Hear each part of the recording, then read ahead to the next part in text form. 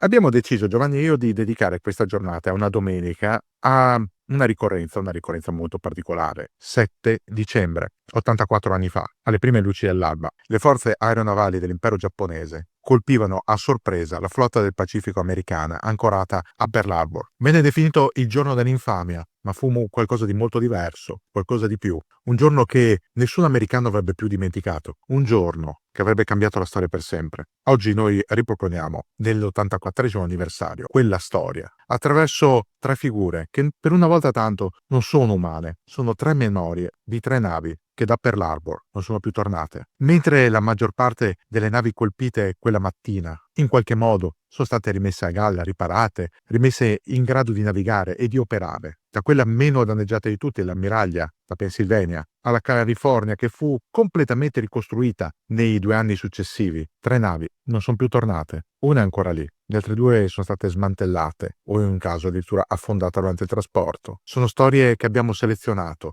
proprio per la memoria di quel giorno e che vi offriamo oggi, eccezionalmente di domenica, per rispettare a livello di calendario proprio la ricorrenza. Prima di addentrarci nel nostro discorso di oggi, nella nostra esposizione, vi esorto ancora una volta a considerare il tema della sicurezza online, della protezione dei vostri dati personali e della libertà di navigazione. Tutti concetti che sono riassumibili con un acrostico VPN, e noi di Dentro la Storia abbiamo scelto per le nostre navigazioni sicure NordVPN, è un partner strategico eccezionale che ci consente di restare al riparo da occhi indiscreti, al riparo dai malintenzionati e non solo, e di poter navigare in piena libertà dovunque ci troviamo, da qualunque dispositivo. Anche voi potete avvalervi della medesima tecnologia di NordVPN con uno sconto particolare come amici Dentro la Storia. Trovate tutti i dettagli nel link in descrizione al video, con la possibilità di sottoscrivere i piani biennali di NordVPN che vi danno la possibilità di accedere ai piani biennali di NordVPN eccezionalmente convenienti da un punto di vista economico, con oltretutto 4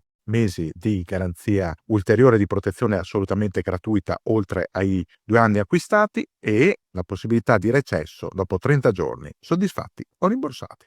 Torniamo all'alba del 7 dicembre 1941. Il porto di Pearl Harbor, la base della flotta americana del Pacifico, si risveglia in una quiete, potremmo dire, ingannevole. Pensate all'isola di Oahu, con le sue colline verdi, armoniche, l'acqua che riflette il cielo come se fosse una sorta di vetro liquido, una specie di paradiso. E il personale militare, gli equipaggi a bordo delle navi, gli uomini dell'esercito e dell'aviazione dell'esercito, erano lì, pronti a godersi la domenica, tutti ignari del fatto che un'enorme squadra da battaglia giapponese, forte di 6 portaerei di squadra, con oltre 300 aerei, fosse pronta a colpire. I giapponesi avevano studiato molto bene il piano. L'idea era di garantirsi, colpendo a Pearl Harbor, una supremazia nel Pacifico da 6 a 12 mesi, forse anche di più. Ottenere il tempo, guadagnare un vantaggio per poter acquisire le risorse naturali di cui il Giappone aveva bisogno, non solo per proseguire la guerra in Cina, inaugurata nel 1937, ma per stabilire un imperialismo totale giapponese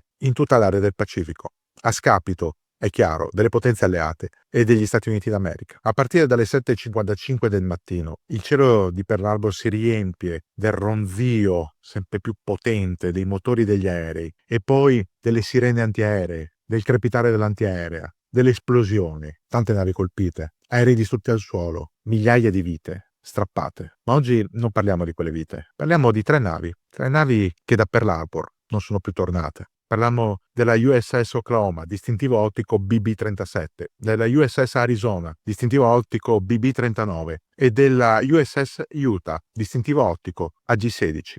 Sono 3 storie diverse, 3 storie incredibili che vi raccontiamo, 3 destini intrecciati in un'unica mattina che ha cambiato il mondo. La nostra storia parte dalla USS Oklahoma, potremmo definirla la tragedia capovolta, una delle corazzate più orgogliose della flotta statunitense, varata nel 1914 assieme alla gemella, la Nevada, era per la Marina americana una nuova era, quella inaugurata dalla Nevada e dalla Oklahoma, corazze più spesse, artiglierie più potenti, tra l'altro le uniche navi con una disposizione delle artiglierie asimmetrica, con la seconda torre Superfiring a prua e a poppa, binata, nonostante quella sotto fosse trinata. Una disposizione vista anche in Italia, pensate alle classi Doria e Cavour, un qualcosa che secondo alcuni progettisti era sostanzialmente disarmonico per il ritmo e la cadenza di tiro, ma in quel caso venne deciso comunque di procedere alla costruzione, poi migliorata nelle classi successive, rientranti sempre nel cosiddetto standard type, cioè navi molto simili per concezione, per figura, per dislocamento e per ingombri, capaci di passare sempre attraverso il canale di Panama. La USS Oklahoma aveva servito nella Prima Guerra Mondiale e aveva scortato convogli in Mare del Nord, poi si era sottoposta a un lungo ciclo di lavori, modernizzazioni ed esercitazioni. Nel 1941, quella mattina del 7 dicembre 1941, la USS Oklahoma era ancorata accanto alla Maryland, lungo quello che era stato definito il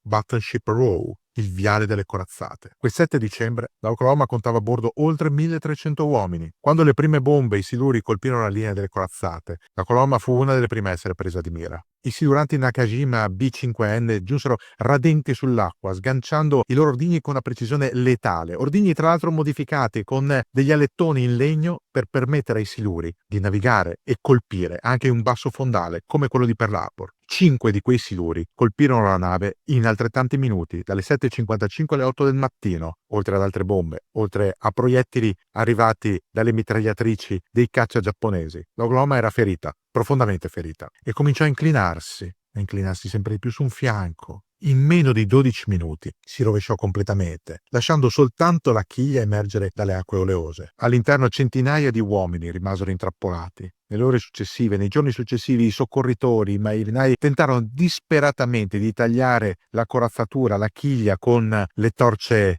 e con gli scalpelli. Un testimone avrebbe ricordato che si sentiva bussare, si sentiva colpire il metallo dall'interno in maniera disperata. Si sentivano le urla, aiuto, salvateci, quelle urla che si spegnevano perché all'interno la nave continuava a riempirsi di acqua. E poi più nulla. Morirono 429 membri dell'equipaggio, compreso il comandante della nave. Il destino di questi marinai è rimasto sospeso a lungo. Molti dei corpi irriconoscibili furono recuperati solo in parte e alcuni di questi vennero sepolti in tombe anonime nel cimitero di Honolulu. Dopo la guerra si è cercato di riportare in superficie la Oklahoma. Si tolsero le sovrastrutture, si segarono i torrioni, si cercò di recuperare le artiglierie. Nel 1943 un'immensa operazione di recupero la rimise temporaneamente a galla, un'impresa tecnica tra le più ardite mai condotte. Tra l'altro l'Oklahoma non era la prima nave a inabissarsi in porto per un bombardamento e a capovolgersi. Era già successo a Mers el-Kebir nel luglio del 1940, una storia che vi abbiamo già raccontato e che trovate nel canale. Ma l'Oklahoma era solo un guscio spezzato, non poteva essere recuperata, non poteva essere riparata e rimessa in servizio. Venne semplicemente irradiata dai registri navali e venduta per la demolizione, ma mentre veniva trainata verso la West Coast, l'Oklahoma, meglio quel che ne restava, incontrò una tempesta e i rimorchiatori furono costretti ad allentare e poi a tranciare i cavi per non essere tirati a fondo nel Pacifico assieme al relitto. Sembrava quasi che il mare avesse deciso di riprendersi ciò che la guerra già aveva reclamato per i fondali. Oggi al posto di dove giaceva la Oklahoma c'è una semplice placca di bronzo che ne ricorda il nome. Non c'è un memoriale sfarzoso, ma chi conosce questa storia sa che è quella di una lotta disperata contro il destino che si capovolge e che uccide, schiaccia, affoga, uomini che bussarono contro il metallo per poter strappare un ultimo respiro, per poter restare vivi. È una storia agghiacciante, ma non è l'unica, perché se la Oklahoma rappresenta la tragedia sommersa, la Arizona è la tragedia incendiata, varata nel 1915, battezzata in onore del più giovane stato all'epoca dell'Unione. L'Arizona era uno degli orgogli della flotta americana, oltre 31.000 tonnellate, una potenza navale percepibile già solo alla vista. La mattina dell'attacco, quel 7 dicembre 1941, l'Arizona era ancora posizionata al molo F7, accanto a una nave officina, la Vestal. Dopo poco più di 10 minuti dall'inizio dell'attacco, una bomba da 800 kg, sganciata da un bombardiere impicchiata, un Aichi D3A, penetra nel ponte corazzato, sfonda tutte le paratie e raggiunge la Santa Barbara di prua. Non esplode subito. La spoletta impiega quasi 30 secondi per innescare l'esplosivo. Ma l'esplosione è devastante. L'esplosione è talmente potente che solleva per un attimo la prua dell'Arizona dall'acqua e disintegra il ponte superiore. Il bagliore di quell'esplosione venne visto a chilometri di distanza e non fu l'unica conseguenza, perché l'Arizona bruciò per 2 giorni consecutivi. Immaginate un relitto che continua a bruciare anche quando il resto della flotta, a cominciare dall'Enterprise, ritorna in porto dopo aver infruttuosamente dato la caccia alla squadra giapponese. Dei 1512 uomini a bordo morirono 1177, oltre metà delle vittime totali dell'attacco di Pearl Harbor. Tra loro il contrammiraglio Isaac Kidd e il capitano della nave Franklin Van Valkenburg, morti ai loro posti di comando, uccisi da quella improvvisa vampata di calore dovuta alla deflagrazione. Alle loro famiglie arrivò una medaglia alla memoria, una specie di simbolo di dignità che nessuna tragedia poteva cancellare. Ma torniamo a quel relitto. Quando le fiamme si spengono, l'Arizona rimane dov'è? Spezzata, semisommersa, l'acciaio annerito e fumante. Ma da quella rovina è nato un simbolo. Nel dopoguerra, e mentre gli Stati Uniti si affermano come una potenza mondiale, il relitto dell'Arizona diventa un luogo sacro. Nel 1962 l'architetto Alfred Price progettò un memoriale bianco sospeso sopra lo scheletro della nave, che ancora è lì, sommerso, con solo la barbetta della torre Superfiring di prua a sporgere dall'acqua. È una struttura leggera, silenziosa il memoriale. È una specie di spina dorsale che si incurva verso il torione a comando che non c'è più e poi ritorna verso l'alto. Dal relitto ancora oggi emerge lentamente un figlio di olio combustibile, viene chiamato dai visitatori le lacrime dell'Arizona, the tears of the Arizona. Si stima che ne resti ancora decine di migliaia di litri nei serbatoi sommersi che continuano a filtrare lentamente nella baia di Pearl Harbor. Ogni anno migliaia di persone attraversano quel ponte bianco e si affacciano sull'acqua scura, dove i contorni della nave si vedono ancora. Le targhe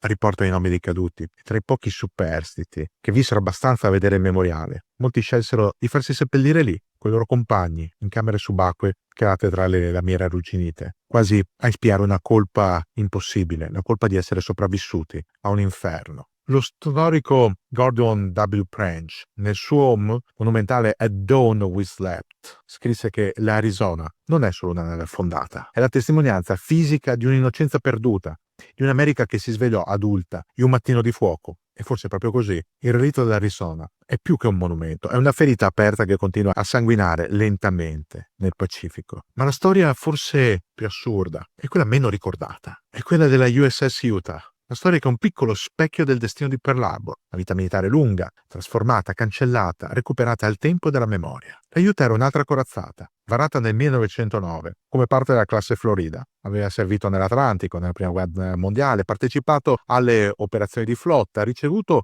onori per la disciplina impeccabile del suo equipaggio, ma all'inizio degli anni 30 era diventata obsoleta. Nel 1931 era stata riclassificata come nave bersaglio, un ruolo di seconda vita, modesto, però tutto sommato utile, da regina della flotta a cavia per i test di artiglieria e dell'aviazione. Il suo compito, se lo guardiamo con gli occhi di oggi, era paradossale, doveva essere colpita, ma non dai giapponesi. Era stata equipaggiata con sistemi di radiocomando e rinforzata per resistere alle bombe simulate, una piattaforma per esperimenti. Il 7 dicembre del 1941, la Utah era ancorata anche lei a Pearl Harbor, lungo la riva occidentale del Ford Island, lontano dalla Battleship Row, dal viale delle corazzate. Il suo profilo, ormai privo delle torri principali, era inconfondibile, una nave anonima, diversa dalle altre. I giapponesi sapevano dell'esistenza della Utah, erano stati istruiti a non sprecare tempo, siluri, bombe e proiettili su quello che non era un bersaglio, era solo un anonimo vascello inutile ai fini bellici, lì ancorato. Eppure, quando gli aerei giapponesi arrivarono, alcuni dei piloti commisero l'errore. Andarono a colpire la Utah. Perché? Secondo le osservazioni di diversi storici, i piloti giapponesi avrebbero scambiato dall'alto la Utah per una delle portaerei americane. È un errore un po' difficile da compiere, ma effettivamente guardando dall'alto e non di profilo la Utah e confrontando quel profilo con le portaerei dei giapponesi, l'errore poteva anche essere commesso. O forse semplicemente altri piloti avevano deciso di non rientrare con i siluri a bordo, con le bombe a bordo, e di colpire lo stesso, così in spregio, giusto per non lasciare nulla di intatto a Pearl Harbor. Fatto sta che alle 8:01 del 7 dicembre del 1941 due siluri colpiscono la Utah sul flanco sinistro. La Utah non è più una corazzata e a bordo ha un equipaggio ridotto. Anche lei si inclina rapidamente, si riempie d'acqua e si rovescia in 11 minuti. Dei 525 uomini a bordo, 58 muoiono intrappolati all'interno.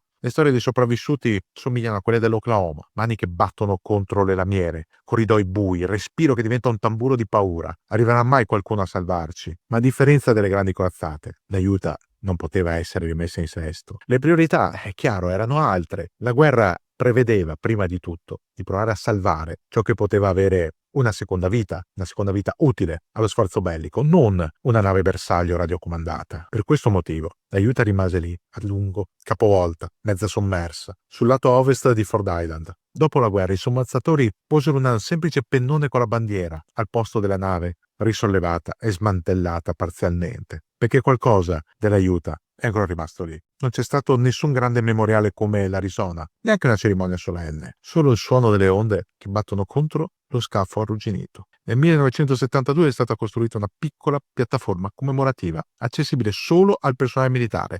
Non è un luogo per turisti, è un luogo intimo, ombreggiato, dove le famiglie dei caduti possono lasciare fiori e silenzio. Ogni nave ha la sua dignità, disse un vecchio marinaio sopravvissuto, anche quelle navi che non combattono più. Oggi l'aiuta, o meglio quello che ne rimane, giace ancora lì, quel poco che è rimasto, come una tartaruga di ferro ricoperta di alghe e coralli. Le acque hanno colonizzato quel che è rimasto del relitto. I pesci nuotano tra quel che c'è. È un cimitero silenzioso, è un santuario naturale. Tra le 3 navi di Pearl Harbor che non tornarono mai più, l'aiuta è quella che sembra aver trovato la pace più profonda, dimenticata dal clamore, ma non dal mare. Pearl Harbor non è solo un nome scolpito ai manuali di storia, è una ferita che attraversa la coscienza americana. È il punto di origine di un secolo di guerra. Dopo quel mattino, il mattino del 7 dicembre 1941, gli Stati Uniti entrarono in un conflitto totale che avrebbe ridisegnato il mondo. L'eco di quella data, come venne definita da Franklin Delano Roosevelt nel suo discorso al Congresso, a date which will live in infamy, una data che vivrà nell'infamia, continua a vibrare nella memoria collettiva. Eppure, oltre le cifre, restano le voci delle navi e dei loro uomini. La Oklahoma, l'Arizona, la Utah sono 3 modi diversi di morire e 3 modi diversi di ricordare. La Oklahoma è la tragedia umana. I corpi imprigionati, le mani che battono contro l'acciaio, un'angoscia collettiva che nessun monumento può tradurre in maniera efficace. È il simbolo dell'impotenza di fronte al caos, del destino che si capovolge, esattamente come la nave. L'Arizona è la tragedia epica, l'esplosione, il fuoco, il martirio. È diventata l'icona di Pearl Harbor, suo malgrado, una rappresentazione materiale del sacrificio nazionale. Nel suo relitto vive la metafora della rinascita, la forza che deriva dal dolore. L'aiuta è la tragedia dimenticata, l'oblio che avvolge ciò che non è spettacolare, ciò che non è ritenuto utile. Ma proprio in quel silenzio si nasconde una lezione. La memoria non è fatta solo di eroi, ma anche di ciò che resta ai margini. Nel cimitero del Pacifico, al Punchbowl Crater, riposano migliaia di marinai. Le tombe con il nome Unknown, sconosciuto, continuano a essere lentamente identificate grazie al DNA. Tra di loro molti di quei morti venivano dalla Oklahoma. Nel 2015, dopo anni di ricerche, la Marina statunitense ha annunciato di aver identificato oltre 300 di quei marinai senza nome. Le famiglie hanno potuto finalmente celebrare i funerali e avere un luogo dove piangere i loro cari, dove ricordarli. Il tempo, per fortuna, non cancella, ma restituisce. E allora arriviamo oggi. Oggi, quando il vento di Oahu si alza e muove la superficie dell'acqua sopra ciò che resta dell'Arizona, si possono vedere quelle lacrime di cui parlavamo prima. Ogni goccia che sale dal relitto è un ricordo che riaffiora. Eppure Pearl Harbor non è soltanto un luogo di lutto, è anche un segno di continuità, perché le nuove generazioni di marinai statunitensi vanno lì in visita di formazione. Molti salgono a bordo della Mighty Mo, la USS Missouri, cui abbiamo già dedicato un video, lo trovate nel canale, e poi vanno a toccare lì vicino il marmo bianco del memoriale dell'Arizona e leggono i nomi incisi. Qualcuno chiede anche di essere portato alla piattaforma sopra ciò che resta dell'aiuta, lì dove quella bandiera solitaria sventola nel vento. Tutti comprendono che quelle navi non appartengono solo alla storia militare, ma al tessuto della memoria americana. Nel diario di un giovane marinaio sopravvissuto della Oklahoma, trovato molti anni dopo, ci sono scritte 2 frasi molto belle.